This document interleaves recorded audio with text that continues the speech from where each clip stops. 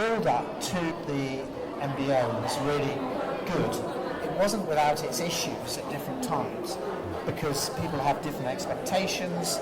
They obviously lost a couple of people on the road, but it got to the point where I was going to announce to the company several things: changes in the management structure, and obviously, of course, the fact that I was going to exit the business. And when these company announcements were made, in 485 people, there's me announcing them, expecting there'd be a sharp intake of breath, and everyone would be terribly shocked.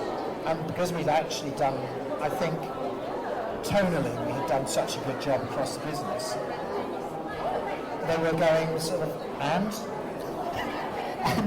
so there's me wanting some kind of dramatic, and so it was just like, oh, okay. So actually, it just showed that we'd done the job well.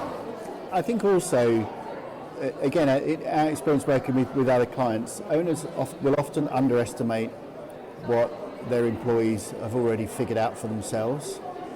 Yeah. The challenge is if you don't tell them, you create a level of uncertainty, and in uncertainty, employees will tend to make up what might be happening next. So although the response wasn't major surprise or major shock, I mean, people could look at you and think, well, he's been running this company for a while, maybe he's going to be retiring at some point. I think they want me to go. Yeah, maybe they did as well, but I'm not sure how true that was. But employees figure things out for themselves. So coming out and telling them might have been just saying, okay, yes, what I thought was going on was right.